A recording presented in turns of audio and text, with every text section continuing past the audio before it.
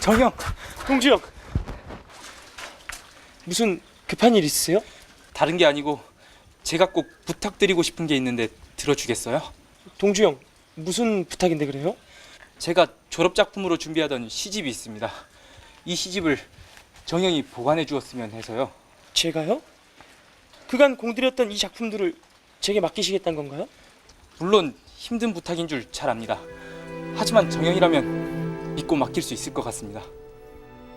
일제의 검은 검열이 극에 달했던 일제강점기 말, 한글로 쓰인 한 권의 시집이 있었다. 그 시집을 받은 이의 이름은 정병욱. 윤동주는 그를 정형이라 불렀다. 5살의 나이차를 뛰어넘어 막역했던 두 사람. 윤동주의 원고를 세상에 내놓은 이가 바로 정병욱이다. 그 우정도 대단하고 또 우정과 같이 병행했던 그 윤동주 시인과 또 거기에 크게 호응했던 그 정병욱 교수의 민족에 또한 대단히 뜨거웠던 것으로 생각합니다. 정병욱과 윤동주의 우정. 그것은 윤동주의 마지막 유서와도 같은 시를 우리 곁에 오게 했다.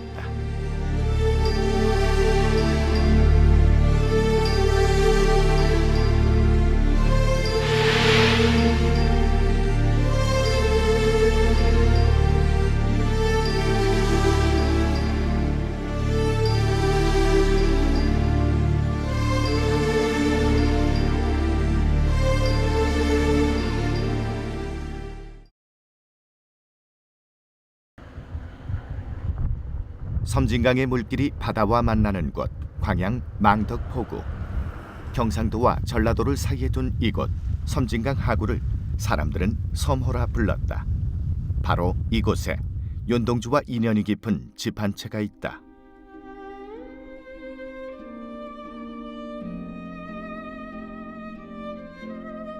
근대문화유산 등록문화재 제341호. 1925년대에 지어졌다는 일본식의 목조 건물이다. 현재는 정병욱의 외조카 탁춘식 씨가 관리하고 있는 이 건물의 원소유는 국문학자였던 정병욱 교수의 집안. 당시에는 조조장을 겸한 살림집으로 이용되었다고 한다. 우리 조부님하고 원가족들은 강 건너 하동 쪽에 살고, 거기서 뭐 3km 가면 있어요. 우리가 생가가.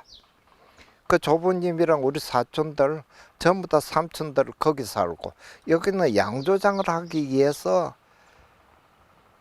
부친하고 모친하고 일꾼들만 살았던 거예요. 하동이 고향인 정병욱의 가족에게 광양은 또 다른 삶의 터전이었다. 바로 이곳에 윤동주의 유일한 자필 시집이 보관되었다. 이곳이 바로 지금 이 윤동주의 서시부터 베레남 밤까지의 그 19편의 시가 숨긴 장소입니다.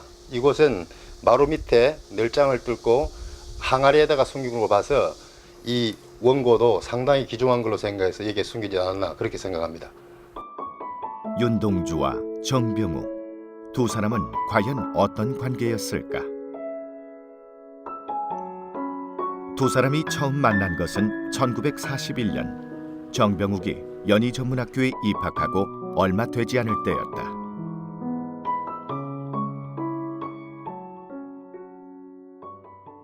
학생 그 문해란에 그 뻐꾸기의 전설이라는 1학년 학생의 그 콘트가 나오니까 어느 국문학 선생님과 강의실에 와가지고 정병욱이가 누구냐 그렇게 물었대요. 그래, 너 오늘 조선일보 걸 봤다. 그러니까 학생들이 다 놀래가지고 있는데 그날 밤에 윤동주가 찾아와가지고 정병욱이 너 작품을 읽었다. 그러면서 둘이가 이제 처음으로 만났대요.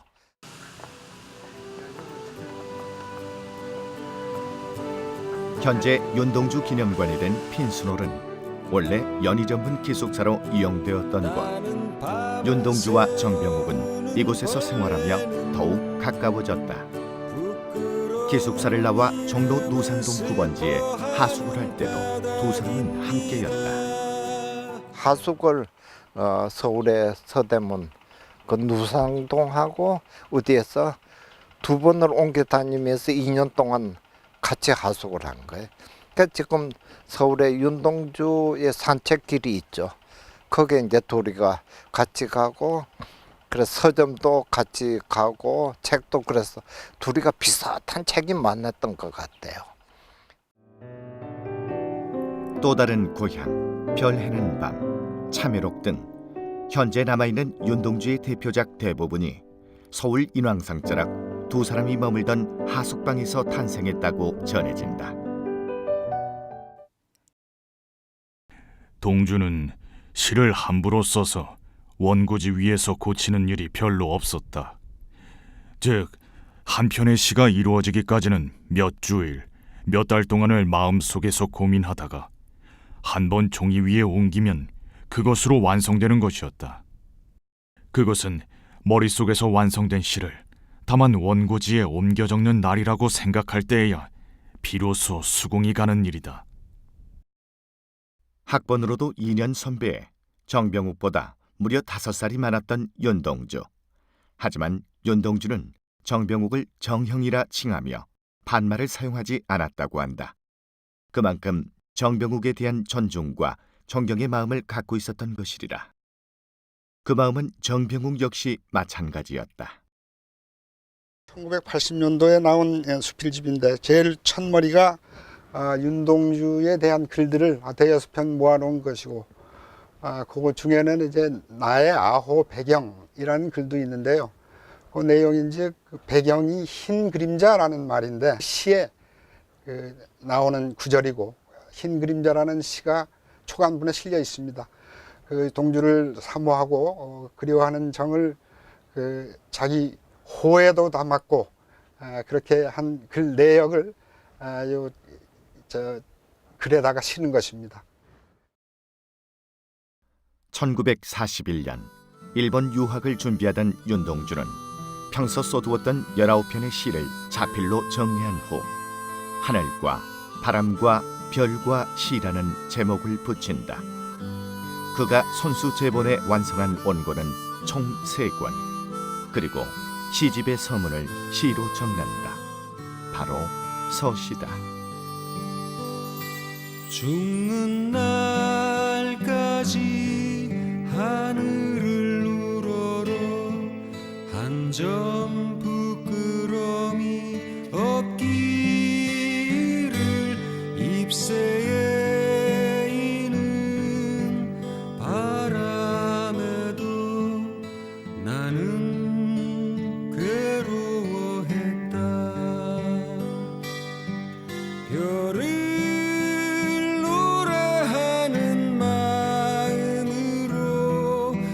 죽어가는 것을 사랑해야지.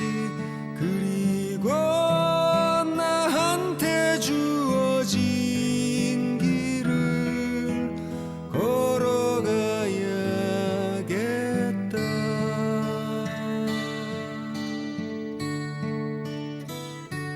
오늘 밤에도 별이 바람에 스치운다. 오늘 밤에도 별이 바람에 스치운다.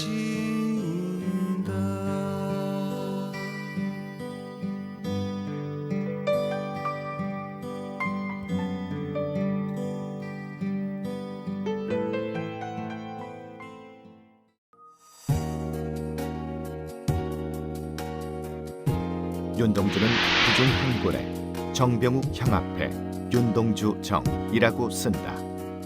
6필로 만든 단 3권의 시집 가운데 하나를 아끼는 동생에게 준 것이다.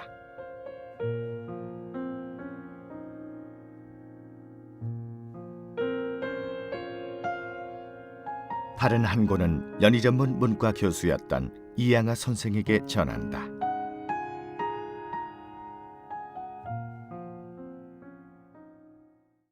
그러나 이 시고를 받아보신 이양하 선생께서는 출판을 보류하도록 권하였다 한다. 슬픈 족속, 또 다른 고향과 같은 작품들이 일본 관원의 검열에 통과될 수 없을 뿐 아니라 그의 신변에 위험이 따를 것이니 때를 기다리라고 하셨다는 것이다. 그러나 그는 결코 실망의 빛을 보이지 않았다. 선생의 충고는 당연한 것이었고 또 시집 출간을 서두를 필요도 없다고 생각했기 때문이었을 것이다.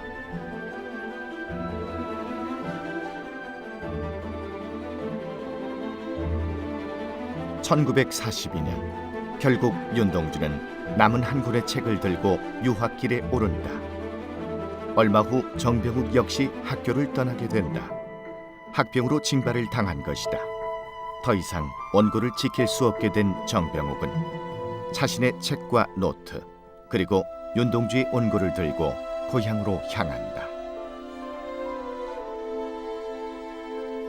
어머니, 이 원고는 일본인에게 들키지 말고 제발 잘 관수해 주세요. 영호가 이게 뭐냐? 동주가 죽고 나도 못 오면 연희 전문으로 원고를 찾아 들고 가 선생님들과 상의하면 시집을 내도록 도와주실 거예요.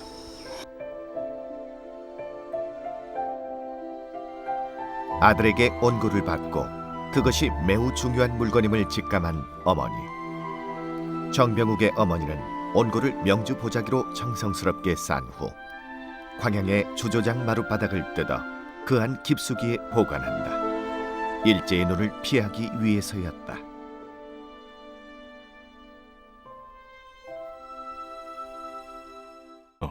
원고지 위에서 고치는 일이 별로 없었다. 즉, 한 편의 시가 이루어지기까지는 몇 주일, 몇 달 동안을 마음속에서 고민하다가 한 번 종이 위에 옮기면 그것으로 완성되는 것이었다. 그것은 머릿속에서 완성된 시를 다만 원고지에 옮겨 적는 날이라고 생각할 때에야 비로소 수긍이 가는 일이다. 학번으로도 2년 선배에 정병욱보다 무려 5살이 많았던 윤동주. 하지만 윤동주는 정병욱을 정형이라 칭하며 반말을 사용하지 않았다고 한다. 그만큼 정병욱에 대한 존중과 존경의 마음을 갖고 있었던 것이리라. 그 마음은 정병욱 역시 마찬가지였다. 1980년도에 나온 수필집인데 제일 첫머리가 윤동주에 대한 글들을 대여섯 편 모아놓은 것이고 그거 중에는 이제 나의 아호 배경이라는 글도 있는데요. 그 내용인지 그 배경이 흰 그림자라는 말인데 시에 나오는 구절이고 흰 그림자라는 시가 초간분에 실려 있습니다. 그 동주를 사모하고 그리워하는 정을 자기 호에도 담았고 그렇게 한 글 내역을 글에다가 실은 것입니다. 1941년 일본 유학을 준비하던 윤동주는 평소 써두었던 19편의 시를 자필로 정리한 후 하늘과 바람과 별과 시라는 제목을 붙인다. 그가 손수 제본에 완성한 원고는 총 3권. 그리고 시집의 서문을 시로 적는다. 바로 서시다. 죽는 날까지 하늘을 우러러 한 점 부끄러움이 없기를 잎새에 있는 바람에도 나는 괴로워했다. 별을 노래하는 마음으로 모든 죽어가는 것을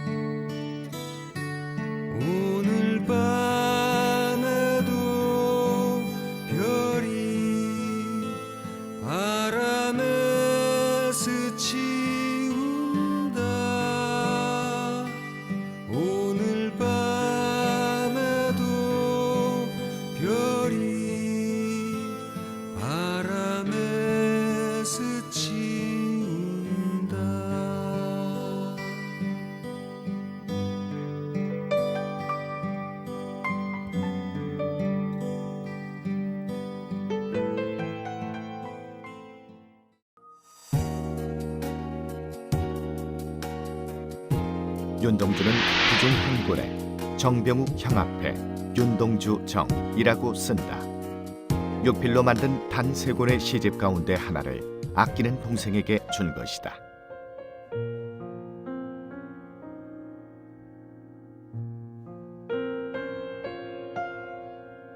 다른 한 권은 정병욱이 연희전문학교에 입학하고 얼마 되지 않을 때였다.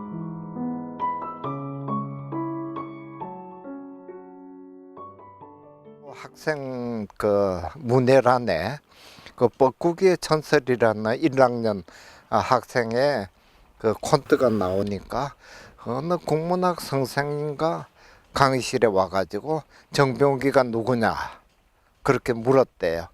그래 너 오늘 조선일보 걸 봤다. 그러니까 학생들이 다 놀래가지고 있는데 그날 밤에 윤동주가 찾아와가지고 정병욱이 너 작품을 읽었다. 그러면서 둘이가 이제 처음으로 만났대요.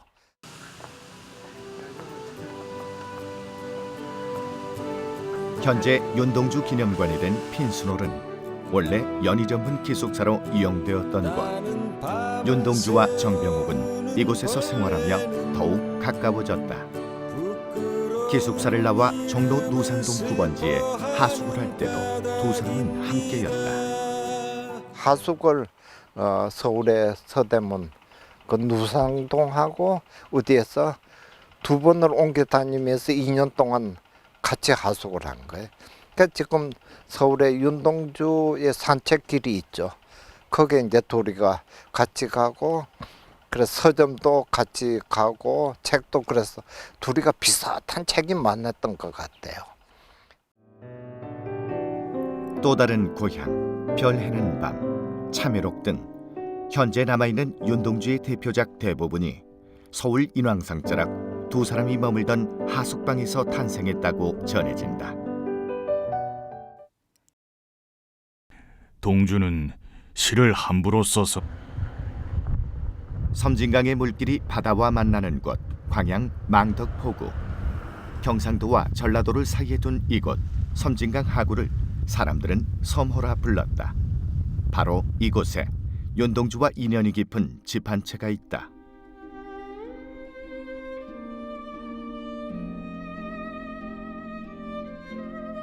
근대문화유산 등록문화재 제341호 1925년대에 지어졌다는 일본식의 목조 건물이다. 현재는 정병욱의 외조카 탁춘식 씨가 관리하고 있는 이 건물의 원소유는 국문학자였던 정병욱 교수의 집안. 당시에는 조조장을 겸한 살림집으로 이용되었다고 한다. 우리 조부님하고 원가족들은 강 건너 하동 쪽에 살고 거기서 뭐 3km 가면 있어요. 우리가 생가가. 그 조부님이랑 우리 사촌들 전부 다 삼촌들 거기 살고 여기는 양조장을 하기 위해서 부친하고 모친하고 일꾼들만 살았던 거예요. 하동이 고향인 정병욱의 가족에게 광양은 또 다른 삶의 터전이었다. 바로 이곳에 윤동주의 유일한 자필 시집이 보관되었다. 이곳이 바로 지금 이 윤동주의 서시부터 베레남 밤까지의 그 19편의 시가 숨긴 장소입니다. 이곳은 마루 밑에 널장을 뚫고 항아리에다가 숨긴 걸 봐서 이 원고도 상당히 귀중한 걸로 생각해서 여기에 숨기지 않았나 그렇게 생각합니다. 윤동주와 정병욱 두 사람은 과연 어떤 관계였을까? 두 사람이 처음 만난 것은 1941년. 정형, 동주 형. 무슨 급한 일 있으세요? 다른 게 아니고 제가 꼭 부탁드리고 싶은 게 있는데 들어주겠어요? 동주 형, 무슨 부탁인데 그래요? 제가 졸업 작품으로 준비하던 시집이 있습니다. 이 시집을 정형이 보관해 주었으면 해서요. 제가요? 그간 공들였던 이 작품들을 제게 맡기시겠다는 건가요? 물론 힘든 부탁인 줄 잘 압니다. 하지만 정형이라면 믿고 맡길 수 있을 것 같습니다. 일제 검문 검열이 극에 달했던 일제 강점기 말, 한글로 쓰인 한 권의 시집이 있었다. 그 시집을 받은 이의 이름은 정병욱. 윤동주는 그를 정형이라 불렀다. 5살의 나이차를 뛰어넘어 막역했던 두 사람. 윤동주의 원고를 세상에 내놓은 이가 바로 정병욱이다. 그 우정도 대단하고 또 우정과 같이 병행했던 그 윤동주 시인과 또 거기에 크게 호응했던 그 정병욱 교수의 민족에 또한 대단히 뜨거웠던 것으로 생각합니다. 정병욱과 윤동주의 우정. 그것은 윤동주의 마지막 유서와도 같은 시를 우리 곁에 오게 했다.